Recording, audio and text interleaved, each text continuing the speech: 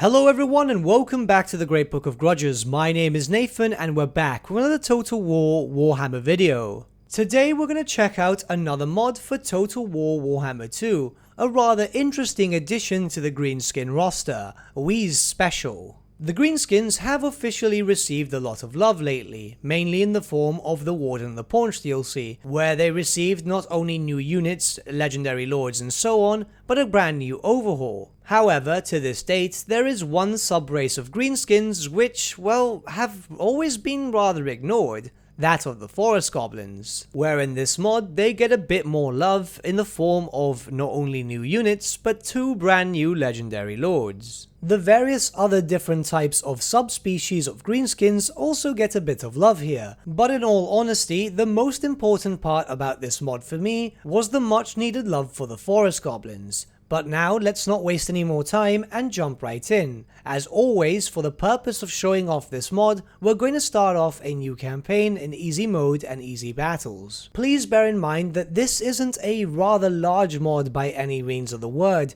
It's quite small to those that we've compared so far on the channel, but instead it's focused more around the little things, and sometimes that's all you really need.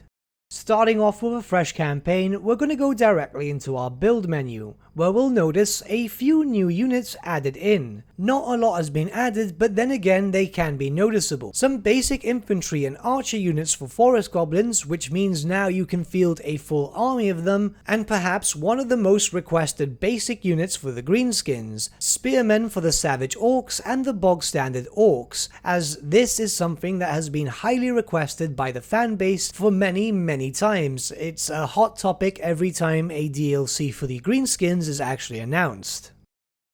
The inclusion of Forest Goblins might not seem like much, but as I stated before, they're a sub-race of the Greenskins who are very underrepresented in the Total War Warhammer universe. Their stats in general are admittedly quite horrible, but then again, these are types of units that you want to field for thematic purposes. You're not really going to use this as a doomstack, trust me. But with Forest Goblin units comes Forest Goblin legendary lords, and thankfully so. The first being Snagler Gobspit, boasting some decent stats for a goblin, let's be honest about that, and already started off being mounted on a monstrous mount, giving him the siege attacker trait. This is fairly decent, as you will be starting off with his faction in the middle of the Imperial territories. You'll want to be able to do damage as much as possible. Many of his skills are actually focused around the buffing of Forest Goblins, and should you focus around this route if you want to build a thematic army of course, it's rather interesting that you can make Forest Goblins, well, semi-decent in combat. Sure, it is very unlikely that you'll be taking out armies of the Warriors of Chaos with a full Forest Goblin army, but you will be able to do some damage against your Imperial foes, that's for sure. Well, at least early game. Our second legendary lord is another Forest Goblin warboss, but this one is rather different as he takes more of a monstrous approach. Tinnet Four Eyes is our next legendary lord, who takes a rather interesting approach to being a Forest Goblin, as this goblin is known to worship the Spider God. For those not aware, Gork and Mork are not the only gods in the Greenskin pantheon. The Forest Goblins themselves worship a spider deity. He is a basic spellcaster with all too average stats once again, but it's through his skills that we start to seeing some uniqueness, where not only does he buff goblins as expected, but he also buffs up a variety of different spider units. If you ever wanted to field an army mostly comprised of spiders, this might be the lord for you, as Tinnet makes them fairly decent, and they do a lot of damage if buffed up as full as they can be. His faction focus is mostly poison and 8-legged beasts, and it can be quite fun to play. He's also got access to a unique legendary mount known as the Big Blackness, who we'll see later on in the video. In my personal opinion, out of the 3 legendary lords that we'll see in this mod, Tinnet is perhaps the most interesting one, as the style of play for this legendary character is radically changed if you wish to focus around what units benefit him in terms of skills. His start location is also rather enjoyable. You're close to your other possible greenskin allies, or those that you want to confederate with, but you're also stuck between the border princes and the psychopathic dwarfs of Karakurn. Seriously, I don't know if it's just me, but does that AI faction seem like it's just very aggressive? It just seems like they declare war on me regardless on who I play. But let's not get distracted. Our third and final legendary lord is Grak Beaststabber, a character added in to be a legendary lord for the Blue Vipers faction in the lands of Lustria, a completely new start far away from the lands of the old world. This is a savage orc character, so as expected his skills revolve around savage orcs, which makes sense. What does make this character so interesting is not only the fact that visually he's very impressive, we'll see that later on in the video,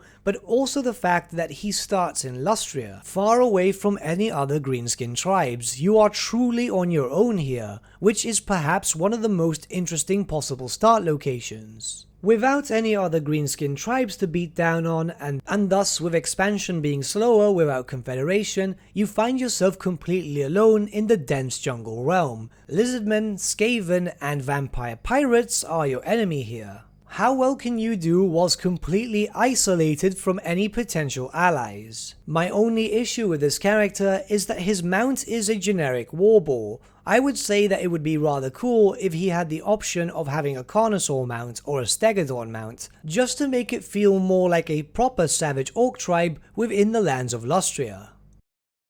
I wanted to highlight the forest goblins in particular in this video. Yes, a few other stuff are added in regards to legendary heroes, awesome units for the standard orcs themselves, but to me it was the forest goblins that needed the stronger highlight here. Obviously, as you can see on screen, their stats are, kinda interesting. Nothing too great of course, but then again, this is what can be expected from a low tier unit. That being said, they're incredibly cheap on the campaign map as can be expected, so you can actually field a decent horde of them without having to worry too much about costs. I mean, let's be honest, they're goblins, they're expendable anyway. You're gonna recruit a bunch of them and basically throw them to die.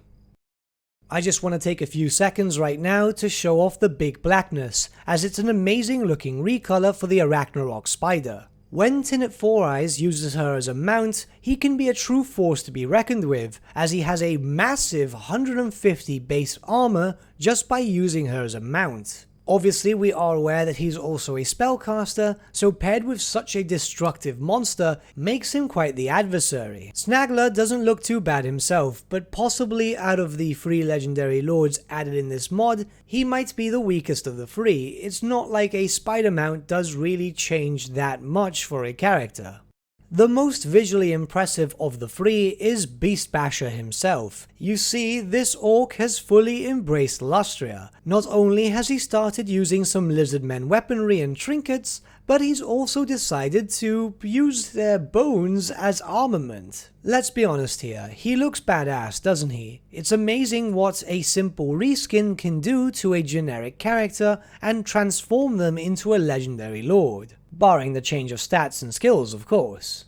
The mod itself is fairly enjoyable. In truth, it adds in a few things more, such as some custom legendary heroes for other factions, some other units which we've discussed, such as the Spear Boys and so on, but that stuff revolves around factions and sub-races of the Greenskins, which have already received a fair amount of attention. So I wanted to take the time to focus on the Forest Goblins themselves and their 2 respective legendary lords, and show off the uniqueness regarding Beast Basher, with his unique start position so far away from the rest of his kind. If you want a very interesting form of gameplay, I highly recommend either Beast Basher or Tinnet Four Eyes, as both of them have quite unique playthroughs. Mind you, Gobspit also is fairly decent, but out of the 3 lords, I believe that the former 2 themselves present the more entertaining playthroughs. If you like greenskins and wanted a different type of playstyle, especially a few months after the Warden of the Paunch, this mod is the one for you. As always, the mod itself can be found in the description below. I hope you enjoy, and I shall see you all again for another video very soon.